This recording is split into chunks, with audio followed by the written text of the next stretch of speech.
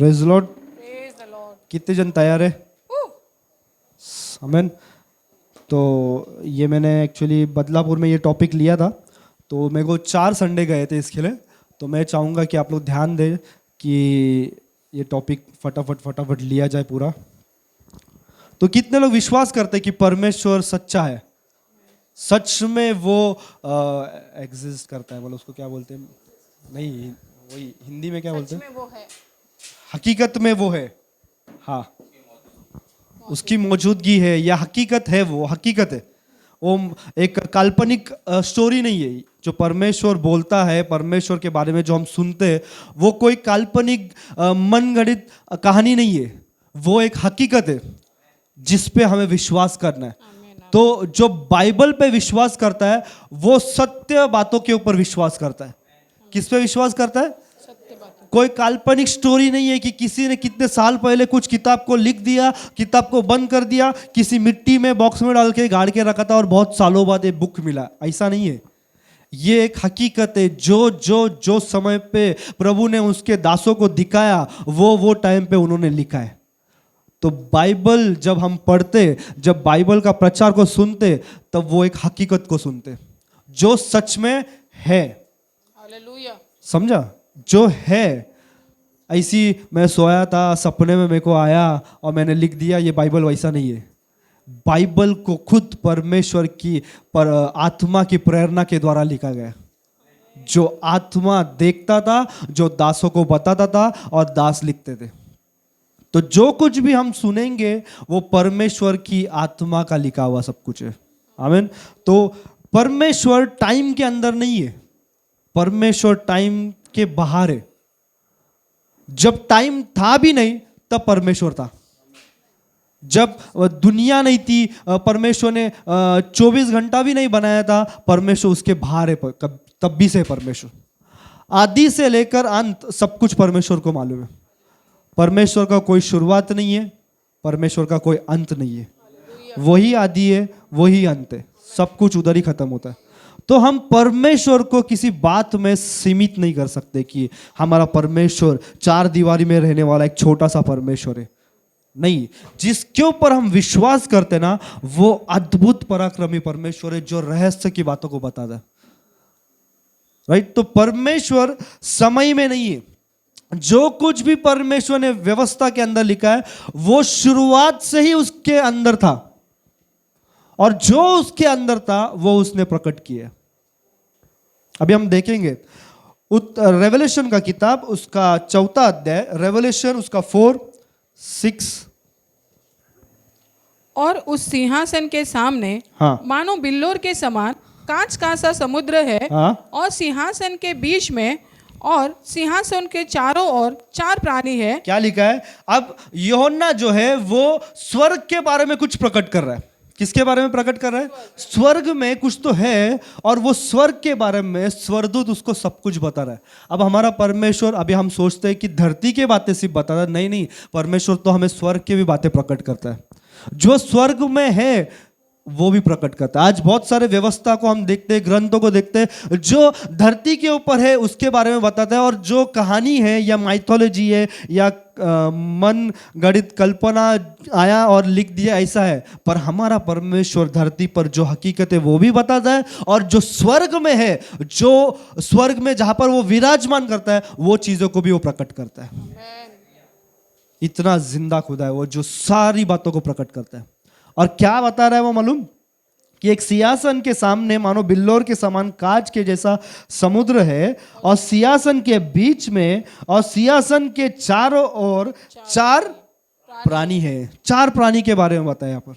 ठीक है, अब एक और वचन निकालेंगे, एजेकियल का किताब उसका 1 अध्याय, एजेकियल उसका 1 अध्याय, एजेकियल उसका 1 अध्याय। हाँ, वो पुराने नियम के अंदर है। एजेकियल उसका 1 अध्याय 9वां वचन हम पढ़ेंगे। उनके पंख एक दूसरे से परस्पर मिले हुए थे। हाँ, वे अपने अपने सामने सीधे ही चलते हुए मुड़ते नहीं थे। हाँ, आगे। उनके सामने के मुखों का रूप मनुष्य का सा था। हाँ, और उन चारों के दाहिनी क्या ओर लिखा के है? मुख, चारों के। तो जो बात रेवलेशन में लिखा गया है ये एक्चुअली तब भी नहीं लिखा गया था, जॉन को तब भी नहीं बताया गया था, सॉरी जॉन को तभी बताया गया था, पर वो तभी प्रकट नहीं हुए थे।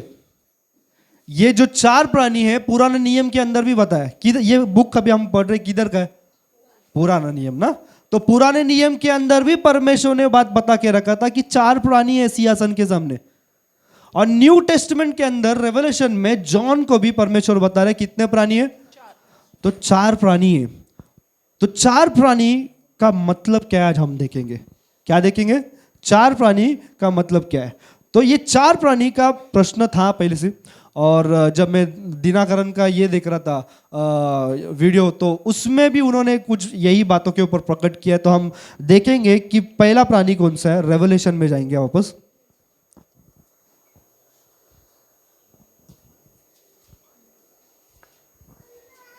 हाँ आगे रेवलेशन का उसका 6ठा अध्याय पढ़ो।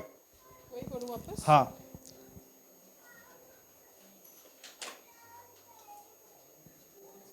4 का 6 पढ़ू ना। और मैंने उन 4 प्राणियों के बीच में से एक शब्द यह कहते सुना कि दिनार का सा सेर भर गेहूं और दिनार का 3 सेर जेव। 4 का 6 पढ़ो। हाँ 4 का 6 पढ़ो। और उस सिंहासन के सामने मानो बिल्लोर के समान कांच का सा समुद्र है। हाँ। और सिंहासन के बीच में और सिंहासन के चारों ओर 4 प्राणी है। हाँ। जिनके आगे पीछे आंखें ही आंखें हैं। ओके। पहला प्राणी सिंह के समान है। किसके समान है? अच्छा ये 4 प्राणी किस चीज को दर्शाते? कोई बताएगा हाथ ऊपर करके। 4 प्राणी, इतने साल से हम पढ़ रहे कि अरे 4 प्राणी है, 4 तरीके के प्राणी है, पर ये 4 प्राणी सिंहासन के सामने क्या कर रहे हैं, क्या चीज के लिए परमेश्वर ने ये 4 प्राणी को रखा है, जो रेवलेशन के भी अंदर बताया परमेश्वर ने, और एजेकिएल की किताब में पुराने नियम के अंदर भी बताया परमेश्वर ने, और वो तब से है। तो ये 4 प्राणी किस चीज को बता रहे? हाथ ऊपर करके, नहीं डॉली नहीं। ओके प्रभु की पवित्रता। हाँ 4 स्तंभ पिलर्स के बारे में बता रहे। ओके नहीं वो 4 प्राणी क्या चीज के लिए परमेश्वर ने सिंहासन के सामने रखे? पिलर बोल दिया पिलर। और कुछ जल्दी चलो ठीक है। हम ये ओके वो तो उनको काम दिया गया था, बरोबर है, पर ये 4 प्राणी किस चीज को दर्शाते मालूम? परमेश्वर के नेचर को। किसको? परमेश्वर के नेचर को, परमेश्वर के कैरेक्टर को। एक दिन दिनाकरण स्वर्ग में गया और उसने परमेश्वर को पूछा, उसको प्रश्न था इतने साल से कि यार ये 4 प्राणी क्यों है, और तब उन्होंने जाके पूछा कि परमेश्वर ये 4 प्राणी सामने क्यों है, कि एजेकिएल की किताब में भी लिखा है, रेवलेशन में भी लिखा है। तब परमेश्वर ने बोला, ये पवित्र आत्मा ने बोला, ये परमेश्वर के 4 स्वभाव के बारे में, या 4 नेचर बोल सकते हैं, या कैरेक्टर के बारे में परमेश्वर के बताया। कुछ ज्यादा कुछ नहीं है, सिर्फ और सिर्फ परमेश्वर के 4 नेचर के बारे में बताया। नेचर ही बोलते हैं ना, कैरेक्टर या स्वभाव के बारे में बताया। तो पहला स्वभाव हम परमेश्वर का देखेंगे। क्या लिखा है? पहला कौन है? पहला प्राणी सिंह के समान है। हाँ पहला प्राणी सिंह के समान है। हम परमेश्वर को एक सिंह के समान देखते हैं। सिंह का नेचर कैसा है? एग्रेसिव नहीं, ठीक है एग्रेसिव। किंग क्या है? किंग। किधर का किंग? जंगल का किंग। एक जंगल का राजा है वो, उसके सामने कोई टिक नहीं सकता, और उसके पास ऐसा ताकत है कि वो हाथी भी आए तो हाथी को भी गिरा सकेगा। अगर उसको पीछे से पकड़ भी ले तो भी वो हाथी को हिलने नहीं देगा, है ना। एक ताकत है सिंह के पास, वही सेम ताकत परमेश्वर के पास है। वो ये दर्शाता है कि वो आकाश और पृथ्वी को बनाने वाला परमेश्वर है, जो राज्य करने वाला परमेश्वर है, जिसके पास ताकत की कमी नहीं है। वो बोल दे या उसने अगर एक आवाज कर दे तो सब कुछ कांपने लग जाएगा। ये उसका स्वभाव है, पहला स्वभाव, जो ये चीज को दर्शाता है कि परमेश्वर सबका राजकुमार है। जो राज्य करने के लिए सिंहासन के ऊपर बैठा है। ना उसके ऊपर कोई है, ना कोई और परमेश्वर को हम देख सकते कि इस धरती पर राज्य करने के लिए। पर परमेश्वर का वचन क्या बोलता है मालूम? वो राजाओं का राजा और वो प्रभुओं का प्रभु, सबका राजकुमार है। उसके तुल्य और कोई है भी नहीं। ताकत वाला परमेश्वर जिसके ऊपर हम विश्वास करते हैं ना, वो ऐसा नॉर्मल परमेश्वर नहीं है। हमने उसको नॉर्मल बनाया है कि अरे यार परमेश्वर से ये काम होगा कि नहीं होगा, अरे यार परमेश्वर ये काम करेगा कि नहीं करेगा। पर परमेश्वर का स्वभाव परमेश्वर ने स्टार्टिंग से रखा है, सिंह के समान, राज्य करने वाला, एक स्ट्रेंथ देने वाला। अगर आपको लगता है आपके पास स्ट्रेंथ नहीं है, आप कमजोर हो किसी बातों में, तो उसके सिंहासन के सामने जो स्वभाव के लिए परमेश्वर ने रखा है ना, उसको याद करो। वो इसीलिए रखा है कि हम देख सके कि हमारा परमेश्वर ताकतवर है, वो हमें ताकत दे सकता है। हमारे ताकत से हम कुछ भी करने जाए ना तो भी कुछ नहीं होने वाला। हम बहुत कोशिश करेंगे, यार मेरे को ये करना है, मेरे को ऐसा करना है, मेरा काम को लेके ऐसा करना है, मेरे जॉब पे मुझे ऐसा करना है, पर जब तक परमेश्वर ताकत नहीं देगा ना, तब तक हम सब लोग जीरो है। हम बोलते हैं मेरे पास बहुत टैलेंट है, वो टैलेंट को मैं ऐसा इस्तेमाल करूंगा ना, वो टैलेंट से मैं जीत के दिखाऊंगा। नहीं नहीं नहीं, जब तक परमेश्वर का समय नहीं आता, जब तक परमेश्वर ताकत नहीं देता, तब तक हम किसी काम के नहीं। आज कितने साल से बहुत सारे पास्टर्स लोग मिनिस्ट्री के अंदर है, मिनिस्ट्री कर रहे, पर बहुत गिने चुने लोगों का ही मिनिस्ट्री बढ़ता है। क्यों बढ़ता है? क्योंकि जब तक स्वर्ग से नहीं आएगा ना, तब तक कुछ बढ़ने नहीं वाला। और वो स्वर्ग से कौन देता है मालूम क्या? वो एक राजकुमार बेटा है, वो ही सब कुछ देता है। जब तक वो राजा को नहीं लगेगा इसका समय आ गया है, इसको देना है अभी, तब तक वो नहीं देगा। हम वचन में जाएंगे, होशिया का किताब उसका 11वां अध्याय। हाँ,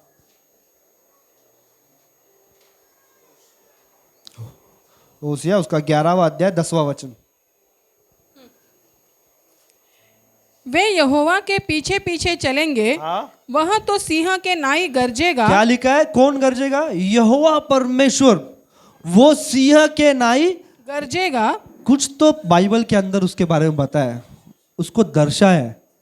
सिंह के नाई गरजेगा, वह सिंह के नाई गरजेगा और तेरे लड़के पश्चिम दिशा से थरथराते हुए आएंगे। आमीन। एक गरजना, एक सिर्फ गरजना परमेश्वर का काफी है हमारी परिस्थिति को बदलने के लिए। एक दहाड़ उसका काफी है। हमें क्या लगता है मालूम क्या? हम दहाड़ देंगे ना तो शैतान डरता है। हम एक चीज को हर टाइम बोलते, ए निकल शैतान निकल, ऐसा बोलते क्या? किसके नाम को लेते हम? यीशु के नाम को लेते। जब यीशु के नाम को लेते ना, तब वो शैतान भागता है, तब वो जिंदगी बदलना शुरू होता है। तो सोचो, अगर आप खुद को समझते हो मैं कमजोर हूं, और जब आप परमेश्वर के हाथ में देते, एक दहाड़ परमेश्वर ने दिया ना, अब सबका परिस्थिति एकदम चेंज हो जाएगा। आमीन। पर एक जगह पे एक और दहाड़ देने वाला भी है, हम निकालेंगे वो भी। पहला पत्रस उसका 5वां अध्याय 8वां वचन। हाँ, सचेत हो और जागते रहो। क्या लिखा? देखो बाइबल क्या बताती है मालूम? जागते रहो, हर समय सचेत रहो, चौकन्ना रहो, जागते रहो कि क्या हो रहा है आजू बाजू में। एक गरजने वाला सिंह है जो हकीकत में सच्चाई में एक सिंह है, जो एक दहाड़ भी दे तो सब कुछ हिल जाएगा। पर एक और है जो उसके समान कॉपी करने का देखता है। और बाइबल क्या बोलती है मालूम? क्योंकि तुम्हारा विरोधी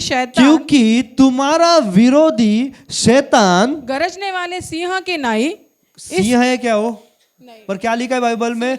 गरजने वाले सिंह के नाई इस खोज में रहता है। वो एक्चुअली सिंह है ही नहीं, एक ही सिंह है। जंगल में एक ही सिंह रहता है बराबर, और वही राज्य करता है। सिंह के बीच में, लायंस के बीच में भी एक लायन रहता है जो सबसे उच्च इस पे रहता है, जो उसको सब लोग डरते हैं। तो जो ये धरती है ना, ये धरती स्वर्ग का एक ही राजकुमार है, वो यीशु मसीह। पर बाइबल क्या बोलती है मालूम? तुम्हारा विरोधी एक विरोधी है जो सेम कॉपी करने का देखता है। और क्या लिखा है उसके बारे में? सिंह के नाई इस खोज में रहता है कि किसको फाड़ खाए। हाँ, सिंह की नाई ये खोज में रहता है कि किसको फाड़ खाए। आज विश्वासी लोग क्यों गिरते? क्योंकि जब वो खोज में है ना, हम खुद जाते उसको पैर देने के लिए, ले ले पकड़ के दिखा, पकड़ के दिखा। और वो बाइबल में लिखा है वो उस ताक में रहता है कि कब किसको मैं फाड़ खाऊं। ये वचन में लिखा है, मैं नहीं बोल रहा हूं, वचन में लिखा है कि वो उस खोज में रहता है कि कौन अब पाप करेगा, कौन अब परमेश्वर से अलग हो जाएगा। अब मैं उस सिंह के समान पकड़ने के लिए उसको जाएगा। एक दारू, एक सिगरेट, एक गुटखा, हर चीज जो हम एक मौका देते हैं, हम सिर्फ शैतान को एक मौका देते हैं और वो पकड़ने के लिए तत्पर तैयार रहता है। पर याद रखो वो सच में एक सिंह नहीं है, उसके समान एक्टिंग करता है। पर आपके साथ एक सिंह है जो सबका राजकुमार है। उसके पास ये ताकत है कि अगर आप पाप में भी रहोगे तो उस पाप में से आपको निकाल सकेगा, क्योंकि वो राजकुमार है। उसके हाथ में अधिकार है, उसके हाथ में सब कुछ है। आपको क्षमा करना, आपको दंड देना, सब कुछ उसके हाथों में। और वो वही चीज को स्वर्ग में दर्शाता है कि वो एक ही है जो राज्य करता है। समझ रहे आप सबको? एक स्टोरी आपने सुना होगा, कितने लोगों ने वो मूवी देखा है, मुफासा, क्या है उसका, मुफासा, हाँ, लायन किंग, लायन किंग। उसमें उसका नाम मुफासा रहता है, बरोबर। वो छोटा सा बच्चा रहता है, एकदम छोटा सा बच्चा रहता है, और वो शुरू करता है दहाड़ देने का। और वो दहाड़ देने के लिए बहुत जगह पे जाता है और दहाड़ देने का ट्राई करता है, पर बिल्ली के जैसा उसका आवाज निकलता है। किसके जैसा? एक बिल्ली, एकदम छोटा सा आवाज निकलता है। तो एक टाइम आ जाता है, पूरे जगह पे उसको जो लोमड़ी रहते हैं ना, उसको पूरा घेर के रुकते, वो जो लोमड़ी ना, हाँ लोमड़ी, फॉक्स, हाँ हाइनेस। तो वो लोग उसको पकड़ के घेर के रुकते और इसको पूछते अब तू क्या करेगा, अब तू क्या, पर अब है तो शेर का बच्चा, तो शेर दहाड़ देने के लिए जाएगा।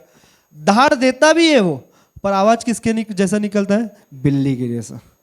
वो 2 बार देता है, 3 बार देता है, 4 बार देता है, और जैसे एक और बार दहाड़ देने जाता है, एक पीछे से गरजने का आवाज आता है और उसका बाप वहां पर आ जाता है। हम भी वैसे ही है, उस बच्चे के समान है। अब भी प्रभु में आए, धार देने का कोशिश करते, पर हमारे धार से वो नहीं डरने वाले। एक दहाड़ देने के लिए हमारे पीछे खड़ा है, वो यहोवा परमेश्वर।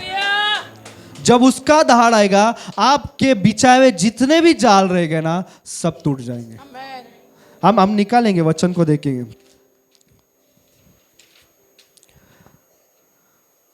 एक्सोडस उसका 14वां अध्याय 14 वचन, निर्गमन उसका 14। हाँ पढ़ो।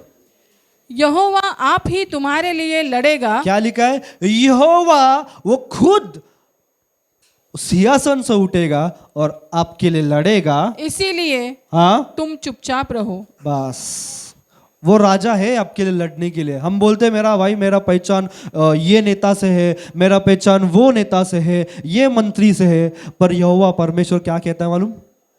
चुप रहे, बस मैं तेरे को जानता हूं। वो आपकी लड़ाई लड़ेगा। भले आपको लगता रहेगा कि सब कुछ खत्म हो गया, कुछ खत्म नहीं हुआ, उल्टा भी शुरू हुआ है। क्योंकि जब आपका काम खत्म होता है ना, तब परमेश्वर का असली काम शुरू हो जाता है। परमेश्वर तब तक वेट करेगा जब तक मनुष्य खुद हिलने का बंद करेगा। और जब आप लोग थक जाओगे ना, तब परमेश्वर खुद खड़ा होएगा और आपकी हारती हुई लड़ाई को भी जीत के दिखाएगा। ये उसका ताकत है। इसीलिए वो ऐसे ही स्वर्ग में कुछ भी नहीं रखता है। हाँ बाबा, शोपीस बोल के परमेश्वर ने रखा है, हाँ देखो शोपीस, नया शोपीस रखा है, सिंह के समान कुछ तो रखा है। नहीं, वो उसका नेचर है, वो बताने के लिए रखा है कि यहोवा परमेश्वर राजकुमार है जो राज्य करने के लिए है, और वो चाहता है कि उसके बच्चे लोग भी राज्य करें। अगर वो राजा है तो राजा के बेटे भी राजा ही रहेंगे। और मत्ती की किताब में लिखा है कि परमेश्वर ने सारा अधिकार आपको दिया है। हम सबको वो अधिकार है, जो वो राजा के पास अधिकार है, वो अधिकार के वारिस के वंश में हम लोग आ जाते हैं, और वो सारा अधिकार परमेश्वर ने हम लोग को दिया। तो पहला प्राणी कौन है? सिंह। और सिंह किस चीज को दर्शाता है? राजा को दर्शाता है, या स्ट्रेंथ को, ताकत को दर्शाता है। समझा सबको? नहीं समझ रहा? समझा ना? तो हाँ तो बोलो। तो फिर मैं आगे के प्राणी के ऊपर जाऊं। ठीक है, समझा सबको? ओके, नेक्स्ट रेवलेशन वापस 6 में जाएंगे। 5-7 ना? हाँ और दूसरा प्राणी हाँ का मुंह बछड़े के समान है। क्या लिखा है? दूसरा प्राणी उसका मुंह किसके समान है? बछड़े के समान। अच्छा, एक्चुअली यहाँ पर बछड़े लिखा है, एक वर्जन में ऐसा लिखा है ऑक्स, ऑक्स लिखा है, एक वर्जन में ऐसा लिखा है कि ऑक्स। और ऑक्स किस चीज को दर्शाता है मालूम? ऑक्स एंड ऑक्स वो एक बर्डन को लेके चलता है, एक वजन को लेके चलता है। और कभी भी आप उस ऑक्स को देखोगे ना, वो ऑक्स जब भी वजन को लेके चलता है ना, कभी बात नहीं करता, कभी कंप्लेन नहीं करता, कभी कुड़कुड़ कुड़कुड़ नहीं करता। क्या लिखा है? बछड़े के समान या ऑक्स के समान। और ऑक्स का स्वभाव कैसा है मालूम क्या? एकदम शांत, आपका सारा वजन उठा के चलेगा। और यही परमेश्वर का स्वभाव है। वो इस धरती पर इसके लिए नहीं आया था कि आपके ऊपर ताड़ना दे, पर आपका सबका बोझ उठाने के लिए परमेश्वर इस धरती के ऊपर आया था। देखो वचन निकालेंगे हम, मत्ती का किताब उसका 11वां अध्याय, मत्ती का किताब उसका 11वां अध्याय 28 वचन, 28, मैथ्यू 11:28। है सब परिश्रम करने वालों, है सब परिश्रम, ऐसा लिखा है कि कुछ परिश्रम करने वाले, बहुत सारा। कितने लोगों के लाइफ में परिश्रम है? 1 2 3 4 5 6, बस। बाकी लोगों के जीवन में है, सबके जीवन में है परिश्रम, है ना यार। स्ट्रगल सब लोग कर रहे हैं ना यार। मैं कुछ जॉब कर रहा हूं, इतना कमाता हूं, पर बचता मेरे लिए खुद इतना ही। मैं इतना मेरे परिवार के लिए कर रहा हूं, पर फिर भी उनको खुशी नहीं दे पा रहा हूं। मैं इतना मेहनत करता हूं, फिर भी मेरा सैलरी बढ़ रहा नहीं है। मैं कितना करता हूं संघर्ष, पर फिर भी मेरे जीवन में मेरे को आराम नहीं है।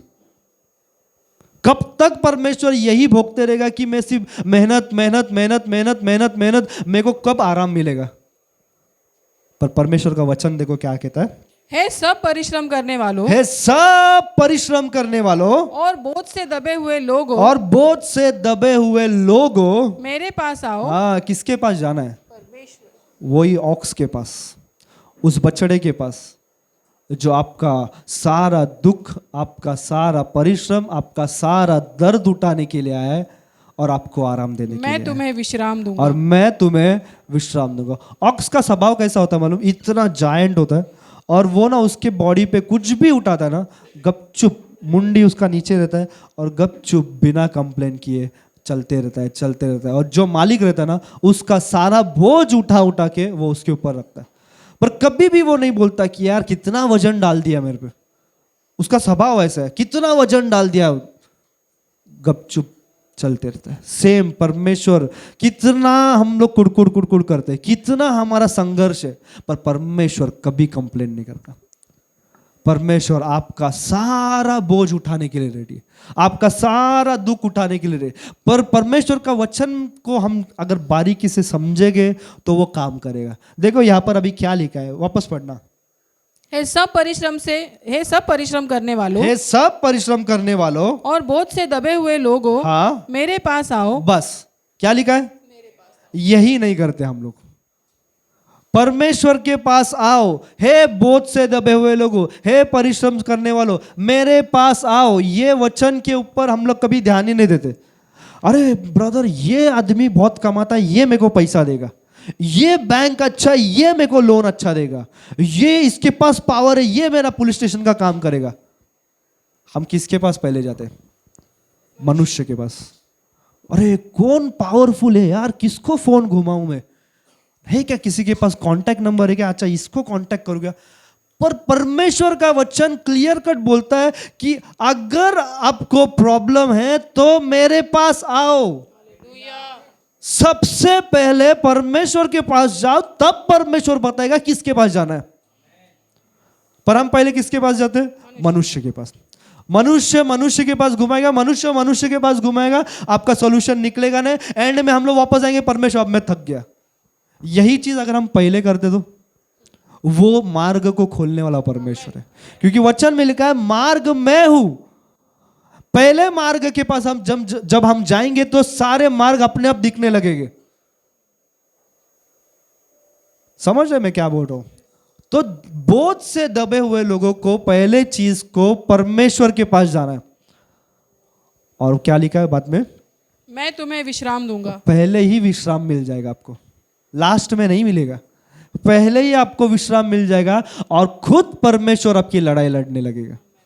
घर में तकलीफ है, हम पास्टर को पहले फोन करेंगे, पास्टर घर में तकलीफ है, पास्टर फैमिली में तकलीफ है, पास्टर आप आओगे तो प्रेयर करोगे तो ऐसा होगा, पास्टर ये करो, बरोबर है, पास्टर लोगों को रखा है काम करने के, पर सबसे पहला चीज आपको परमेश्वर के पास जाना है।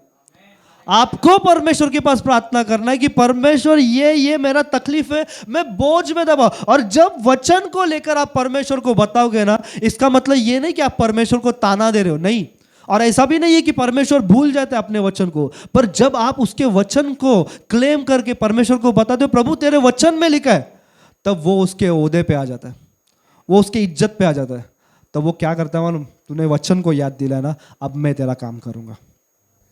क्योंकि वचन ही उसने क्लेम बोला है ना, वो वचन कभी गिरने नहीं देगा। वो उसका मेन क्या बोलते हैं स्वभाव है कि जो भी उसके मुख से निकलता है ना, एक भी चीज नहीं गिरने देगा।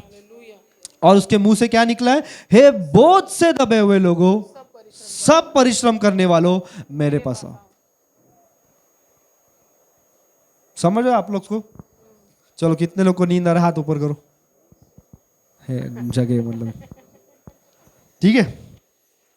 भजन संहिता उसका 55, साम्स उसका 55:22।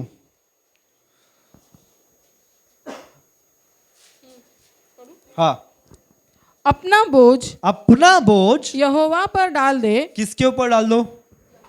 सिंपल बात है, यहोवा परमेश्वर के ऊपर आपका बोझ डालना है। वो उस ऑक्स के समान है जो नहीं बोलेगा आपको कि यार इतना बोझ क्यों मुझ पर डाल रहा है।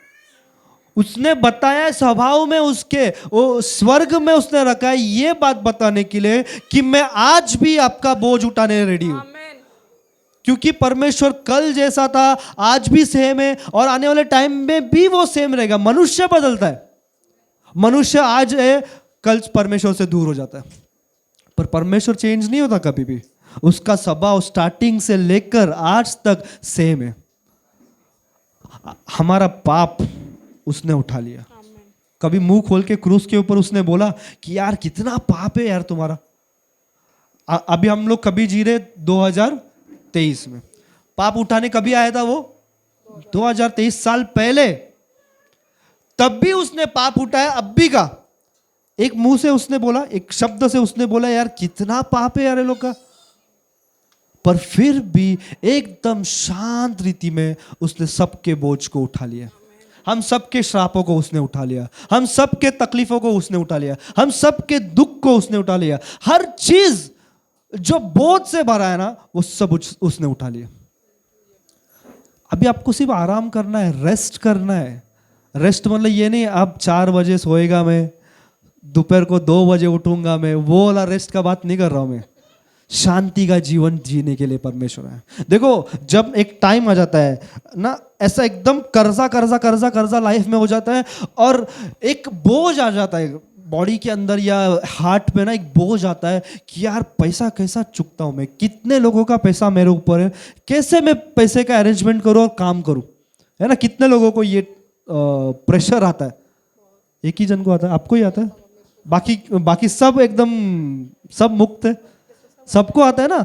जब लोन आ जाता है, रेंट देने का टाइम आ जाता है, ईएमआई देने का टाइम आ जाता है, और वो टाइम पे अपने पास कुछ नहीं है, एक ही चीज रहता है, वो टेंशन, चिंता रहता है। चिंता, यार आप कैसा करेगा, आप कैसा करेगा, आप कैसा करेगा। पर आपको मालूम है, इस चीज को ना साइड में रख दो।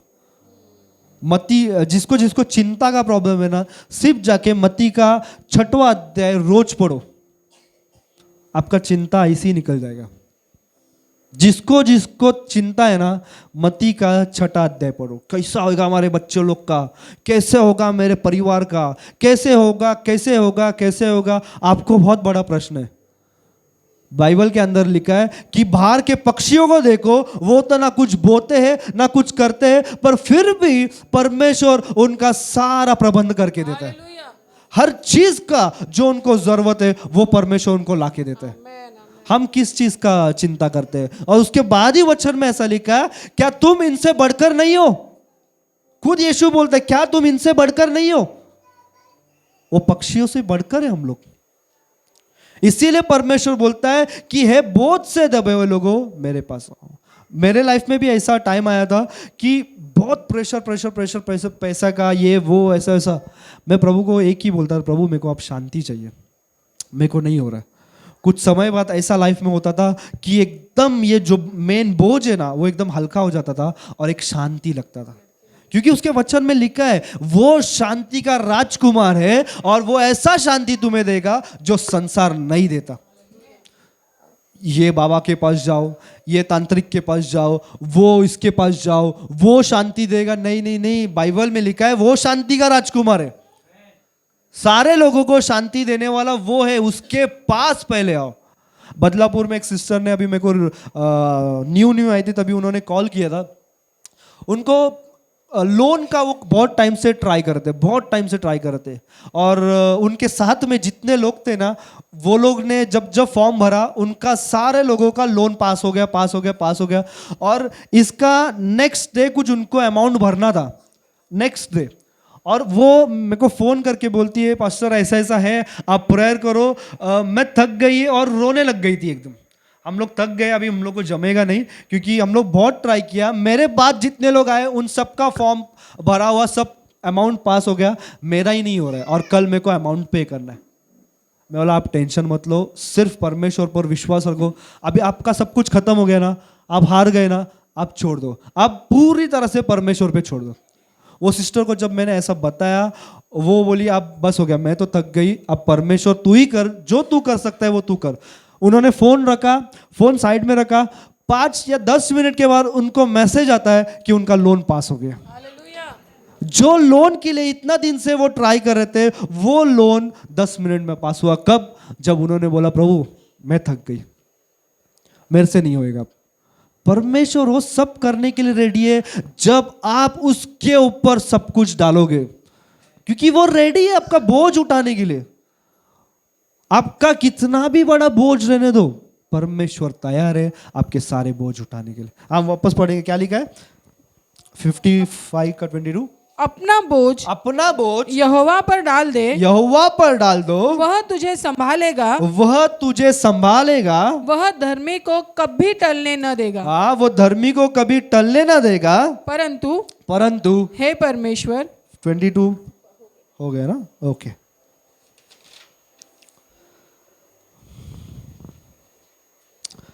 ओके, निकालेंगे गलेशियंस, हाँ गलातियों की किताब, उसका 3 अध्याय 13 वचन। मसीह ने जो हमारे लिए श्रापित बना, हमें मोल लेकर व्यवस्था के श्राप से छुड़ाया।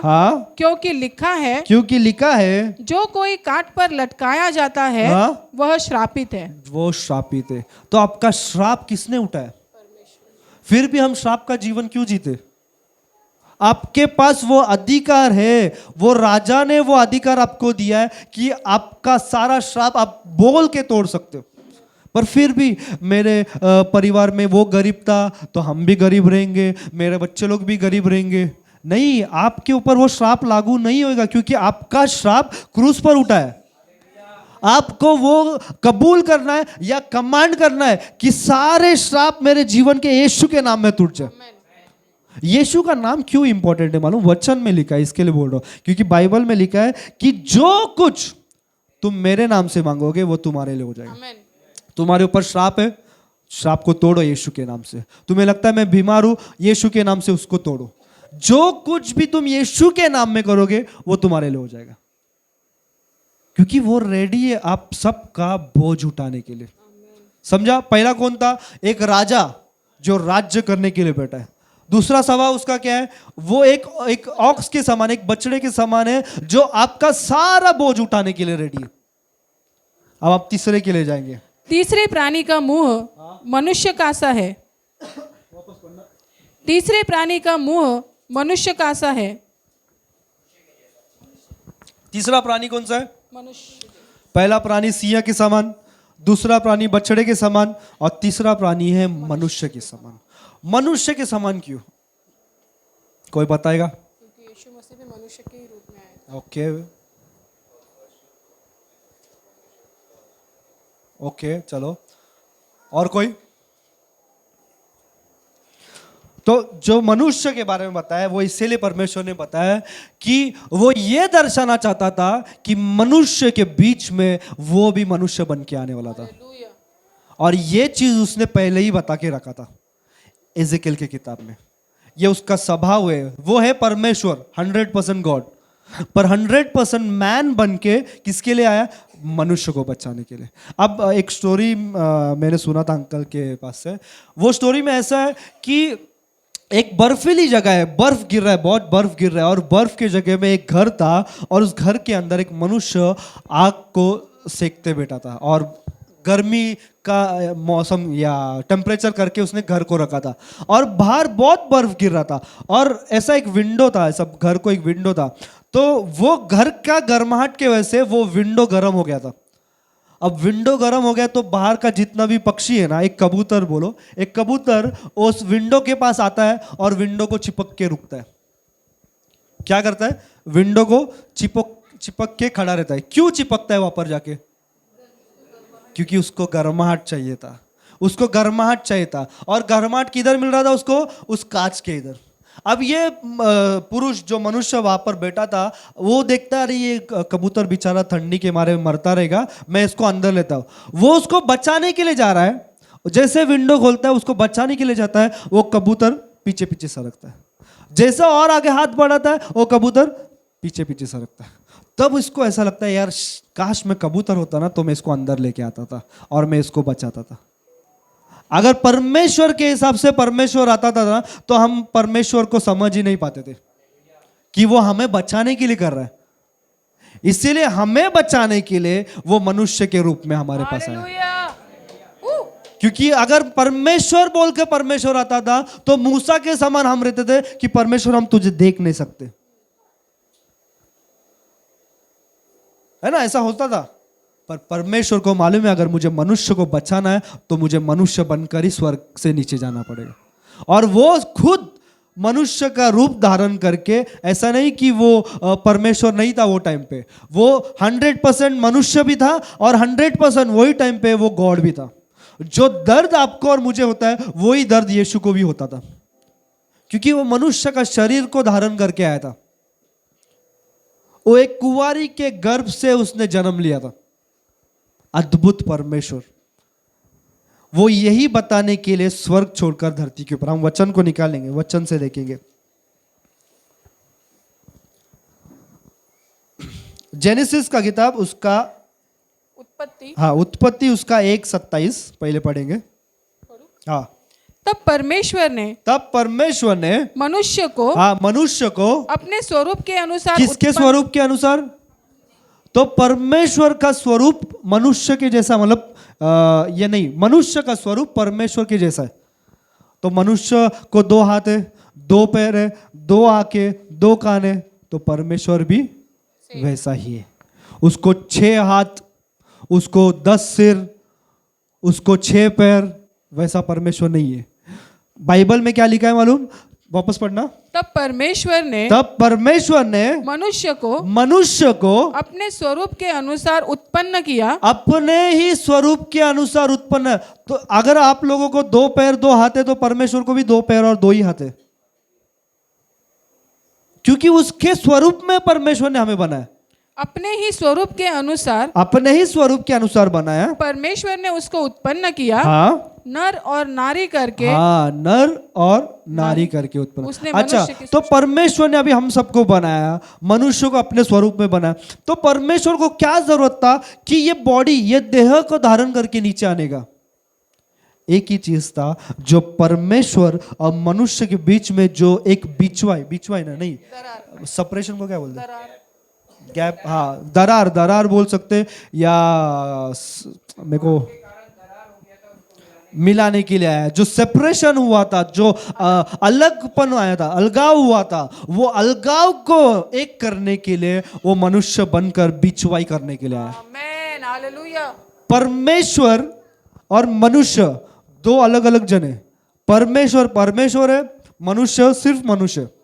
अब ये दोनों को मिलाने के लिए एक व्यक्ति है जो मनुष्य और परमेश्वर दोनों बन के आया, और वो दोनों के बीच में खड़ा हो गया। फिर परमेश्वर मनुष्य, अब मनुष्य और परमेश्वर बनकर खुद यीशु मसीह धरती पर आया। और ये चीज ऐसा नहीं है कि अरे पाप बहुत बढ़ गया अभी कौन जाएगा, ऐसा नहीं कंफ्यूजन आया था स्वर्ग में। ये सब कुछ परमेश्वर ने पहले से ही नियुक्त करके रखा था। एजेकिएल की किताब में ये सभाओं को बताना बोला तो कितने तो साल पहले, यीशु के कितने तो साल पहले आने के पहले ही एजेकिएल की किताब में बताया कि वो मनुष्य का रूप धारण करके आने वाला सभाओं में आएगा। इसीलिए मैंने स्टार्टिंग में आपको बताया ना, परमेश्वर समय के अंदर नहीं है, परमेश्वर टाइम के भी बाहर है। उसको हम टाइम में नियुक्त नहीं कर सकते। हमारा एक दिन हो गया मतलब परमेश्वर का भी एक दिन हो गया, नहीं नहीं नहीं। परमेश्वर का जब 1000 दिन हो जाता है ना, तब हमारा एक दिन होता है। हमारा जब 1000 दिन होता है तब परमेश्वर का एक, हाँ सॉरी, हमारा जब 1000 दिन हो जाता है ना, तब परमेश्वर का एक दिन के हिसाब से, क्योंकि वो टाइम के अंदर नहीं है।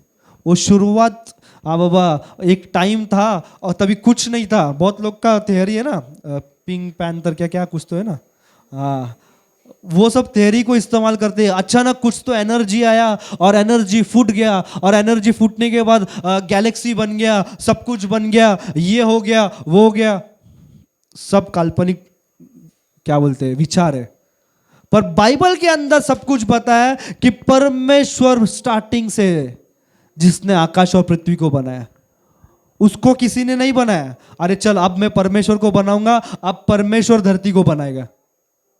परमेश्वर खुद परमेश्वर है, जिसको किसी ने नहीं बनाया। वो खुद पहले से ही है और वही अंत है, वही शुरुआत है, वही अंत है। वो टाइम के अंदर नहीं है। हर चीज उसने मनुष्य का स्टार्टिंग से नियुक्त करके रखा है कि मनुष्य अगर पाप करता है तो यही परमेश्वर उन पापों को बचाने के लिए या पापियों को बचाने के लिए जाएगा। इसीलिए कबूतर को बचाने के लिए वो क्या सोच रहा था, मुझे कबूतर बनना चाहिए तो मैं इसको अंदर ले सकता हूं। कबूतर को बचाने के लिए कबूतर बन के जब वो जाएगा, तब वो उसके हिसाब से जब बात करेगा, तब वो कबूतर को लेके अंदर आएगा।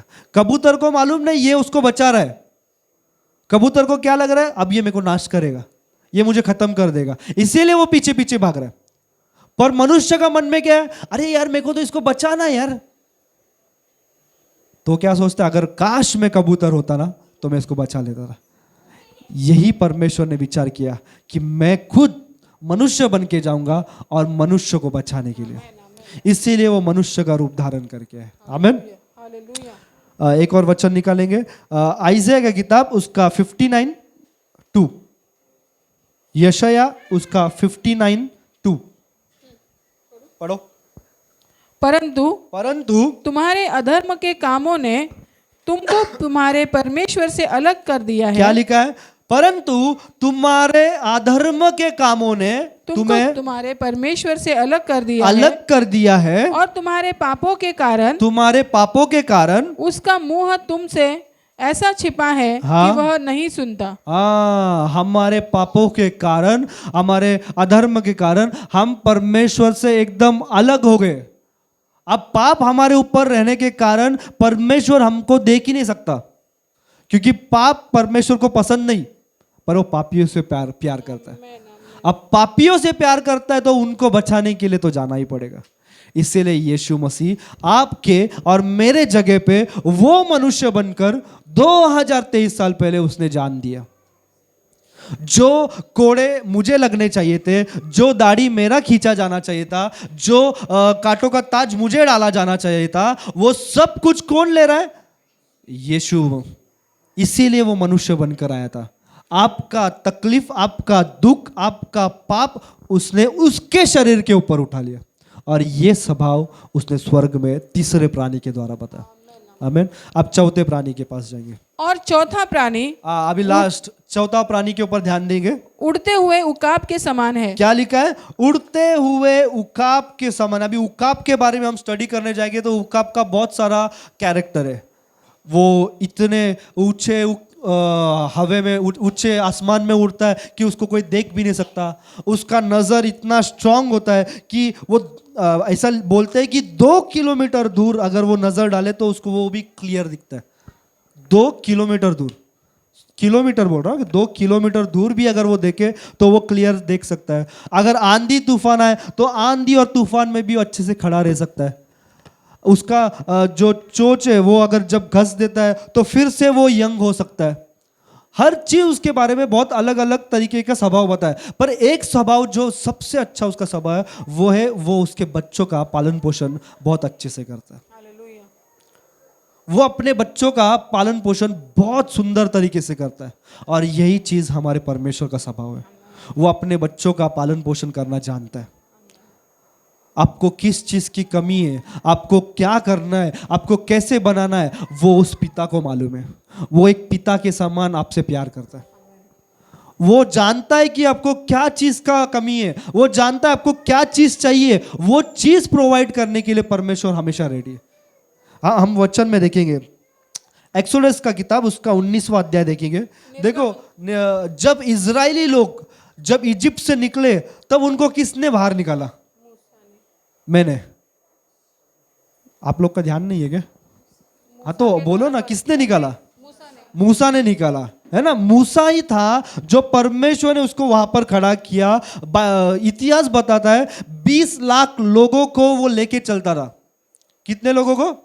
20 लाख लोगों को लेके चलता था। और उसमें भी बाइबल में ऐसा लिखा है कि मूसा सबसे नम्र व्यक्ति था। कितने लोगों को संभाल के? 20 लाख लोगों को। और कैसे संभाल रहा था मालूम क्या? जो जो उनका जरूरत था वो सारी जरूरतों को परमेश्वर पूरा करता था। वो कुड़कुड़ाने लगे, परमेश्वर हम लोगों को खाना नहीं है, इससे अच्छा था कि मैं मिस्र में ही मर जाता था। परमेश्वर ने, बाइबल में ऐसा लिखा है कि जब उन्होंने खाने के लिए रोया, परमेश्वर ने उनको इतना खाना दिया, इतना खाना दिया कि जो मटन खाए ना उनके नाक में से मटन निकलने लग गया था। इतना परमेश्वर ने दिया। परमेश्वर देने के लिए इतना दे सकता है, वो पालन पोषण करना जानता है। बाइबल के अंदर लिखा है ना उनके चप्पल घसे, ना उनके आंख कमजोर हुए, पर फिर भी परमेश्वर उनको संभाल संभाल के मिस्र से लेके आ रहा था। मिस्र से जो जगह पे जो वायदे का जगह था वो सिर्फ और सिर्फ 11 दिन का रास्ता था। कितना दिन का रास्ता था?